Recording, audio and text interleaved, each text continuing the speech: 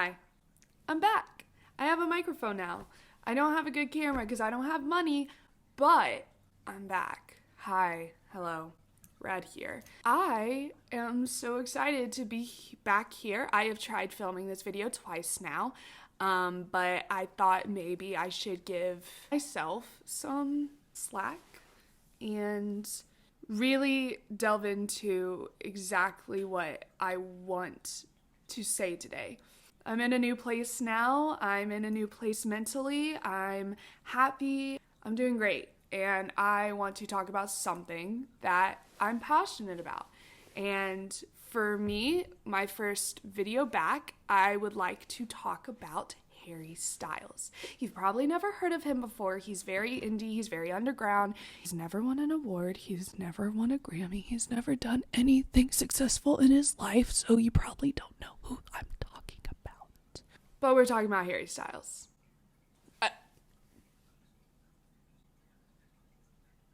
Do you wanna come hang out? He's perfect. He's wonderful. And there he is. So I started a first video about why I love and hate Harry Styles, and then I had another video where I kind of went off of that and was like, well, no, let me talk about why Harry Styles doesn't answer questions. And now I have decided to break this up into several parts along the video of talking about why it is so hard to talk about your personal life when you're in the media, when you are as big and as successful as Harry Styles. Because it goes back years. It goes back 10 years ago. 14 years ago. It goes back to 14 years ago. So this is part one. And this is talking about the beginning of Harry Styles' career and his love life. I know that people talk about Harry Styles' love life a lot. It is something that has been a hot topic since the beginning of One Direction itself. And I understand that. And so what I'm doing here is not talking so much as the relationship as much as I'm talking about like the cause and effect of what happened to Harry throughout his time in One Direction and how that still follows through today. Now, Harry Styles was in the band One Direction, which I'm sure nobody's heard of before. And honestly, if there is anybody who has not heard of One Direction before, I think that's when I can officially call myself old. Because that band was my life.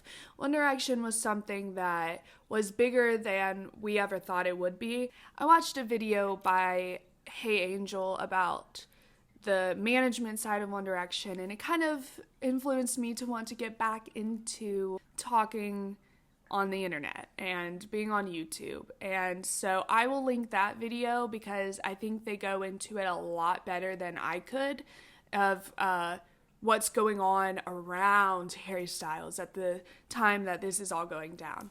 So one thing that Hey Angel talks about is how Harry was supposed to be the flirt and he was supposed to be the womanizer of the group. And that was something that was established from day one, even in X Factor. And I think they go into it a lot better than me.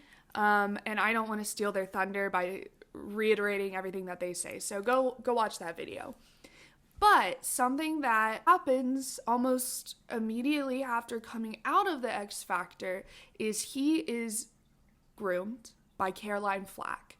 Now, she has since passed away, and I'm not going to speak ill of her, besides the fact of saying that she groomed him.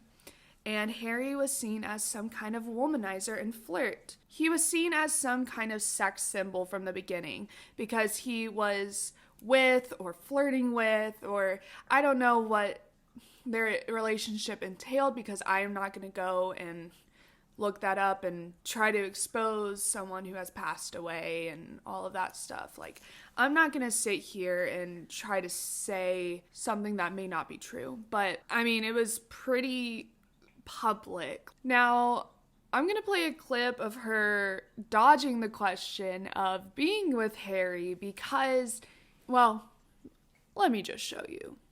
Talking of what's been in the papers, yeah. we absolutely have to ask you this question. Yeah. And Kate's going to ask it. Oh, yeah. I tell you what, because I think, wow, I'm very impressed by you. Harry, One Direction, are you in love? No. Or just friends? He's really nice. He's a little bit younger than you, isn't he? He's a lot younger than me, which some people say is a bit strange. But you know what? He's a really nice guy, and we have a lot of fun hanging out together, and hey, what's wrong with that? Nothing's wrong with that at all. She doesn't deny it. They literally asked her if they were in a relationship, and she didn't say no, which says a lot to me. It says a lot to me about, trying not to catch a charge and trying not to be thrown into jail for what she's been doing. And I understand that she's passed away, but that's still really messed up, and you really shouldn't be doing that. I mean, when I was 18, there were girls that were flirting with me who were 21. And even I thought that was weird. I was like, I'm 18 and you're 21. That is a huge difference in maturity wise anyways. Harry's like 16, 17, and this woman's 30. So we have that. That sets up Harry's reputation from the beginning. About a year later, he starts dating Taylor Swift. Now, I am a big Taylor Swift fan, so I'm trying to make sure I can go at this in a way that isn't, just looking at one side of the story. And I am going to take a little break here to talk about the effects that it had on Taylor as well as Harry. Because back in 2012, and this is about 10 years ago, they were seen out together one day at the Central Park Zoo. And it blew up everywhere. I was looking at the internet the entire time this day was happening. Like, I was on it all day, seeing people call her and whore, and being like, oh my God, Harry, stay away from her. She dates so many men. When it's so funny because people put that on Harry as his reputation, but when he's dating a bunch of girls, it's okay because he's a player. Taylor Swift can't, because she can't do anything without being labeled with the cruelest of words that you can call a woman, that involve double standards and a lot of misogyny and sexism given to her by women and men, but specifically other women. People put these words and labels onto her. And imagine being in a relationship with someone who is a lot younger than Caroline was. I will say that Harry being 18, 19 when he's dating Taylor, who just, is like 23. Again, I find that weird, but I can see their perspective because Harry's been with an older woman. Taylor has been with older men. She has just been groomed by Jake Gyllenhaal, and then before that, she was groomed by John Mayer. So I don't think she understood it to be a weird thing yet. I don't think he understood it to be a weird thing yet.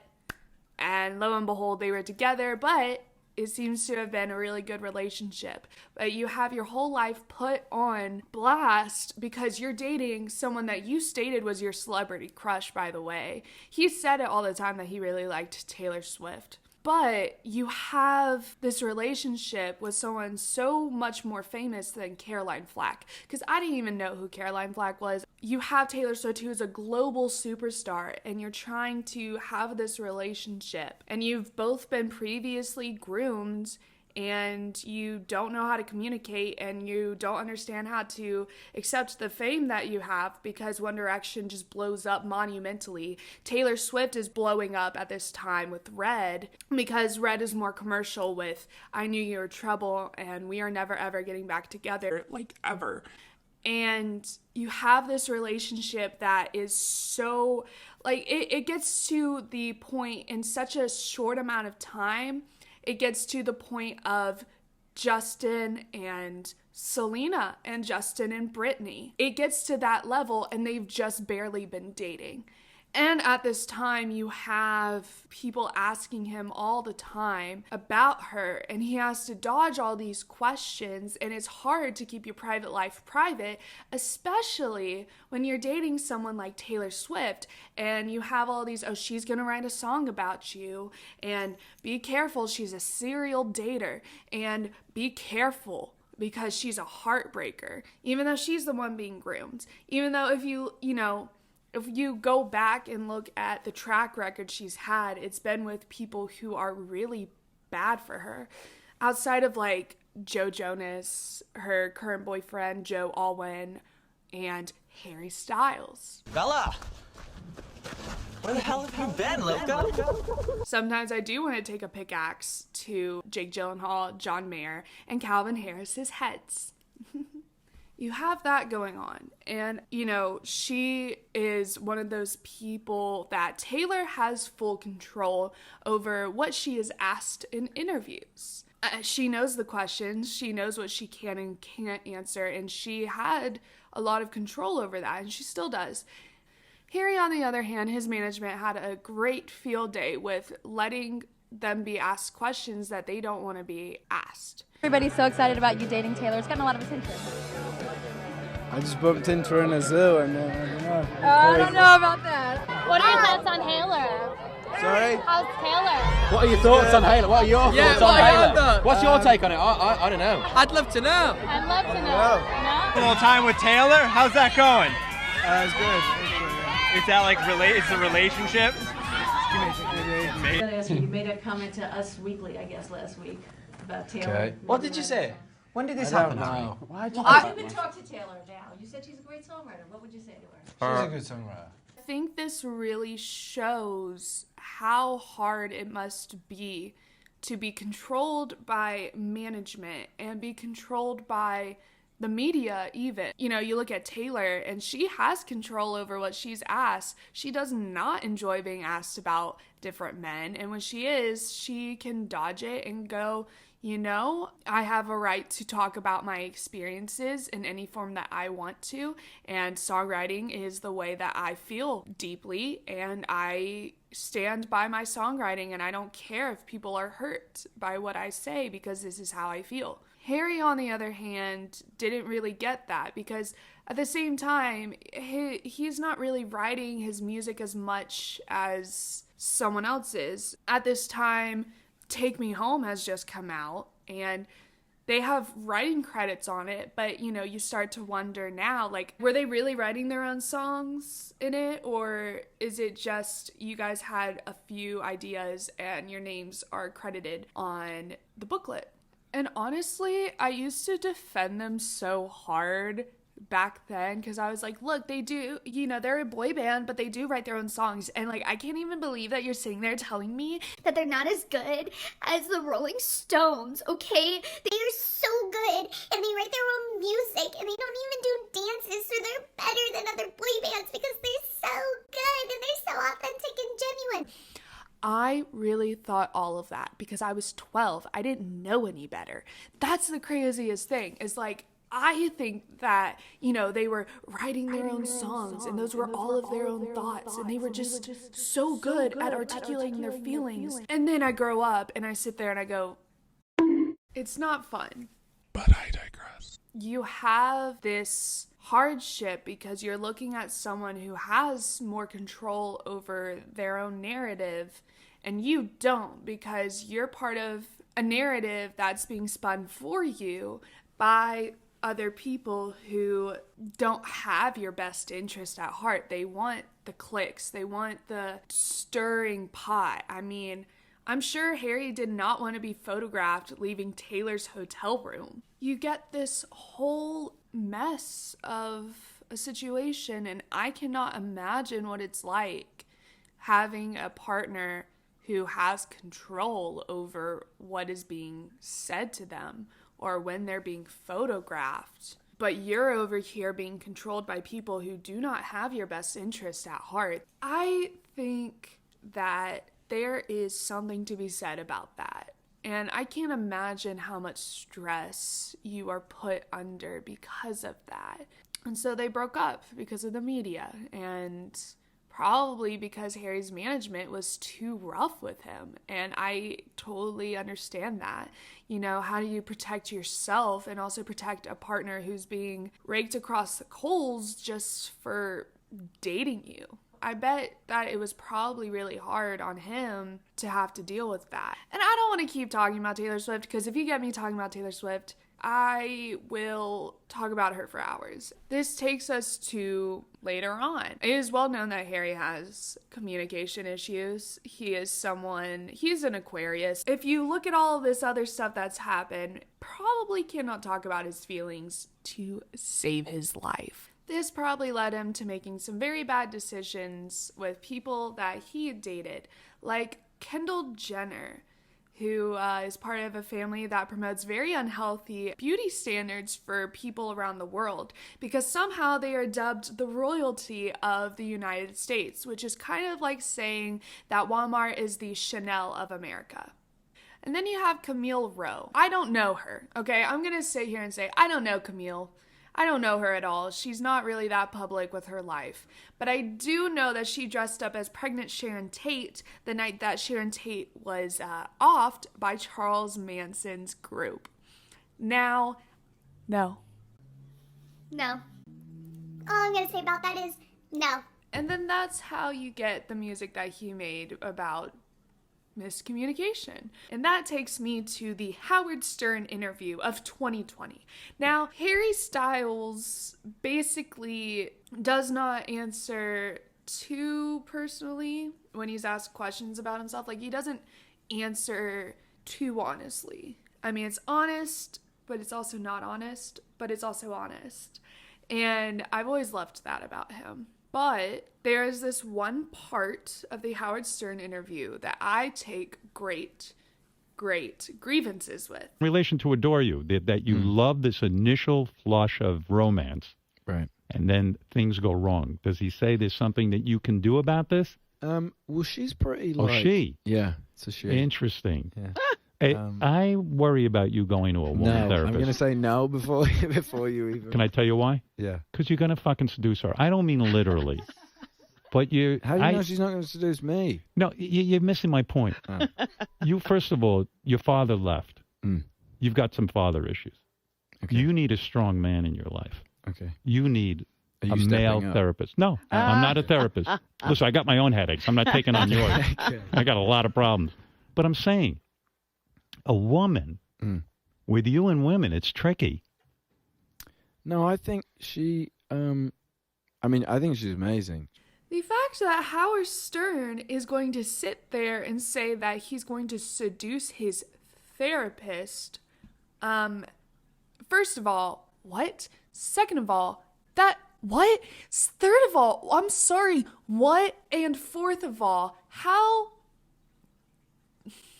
You see how this narrative is spun so much about another person that they cannot even have a female therapist without being told that they are going to seduce them. And then on top of that, I know it's not what this video is about, but being told that he needs a male presence in his life because his parents got divorced and also his stepfather passed away. It's just wrong. And it's just like, I look at that and I go, oh, if I was told that in an interview that's going to be put on the internet for millions upon millions of people to see, I would never talk about my personal life again. I just wouldn't do that. After he talked about the struggles of wanting to get into therapy and not really wanting to do therapy, but then, realizing it was what was best for him. And then, to see all of that, it's just one of those things that you can't catch a break when you're a celebrity.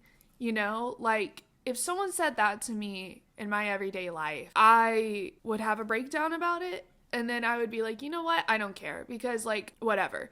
It would be way more humiliating for me to know that other people have seen somebody say that to me and had to watch me try and backtrack and not answer it impolitely. I don't really know if this video made any sense, but I just kind of wanted to explain why I think that it's probably really hard for Harry to talk about his personal life, and why starting a boy at 16 off to be a womanizer is detrimental to their personal lives.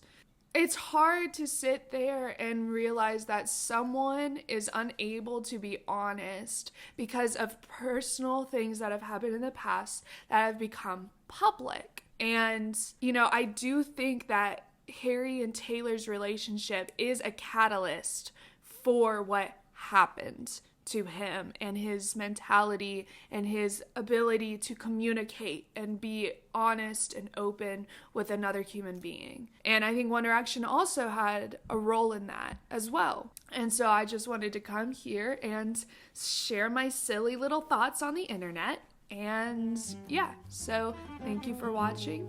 Again, I am Red, and I hope you enjoyed, and I hope you stick around.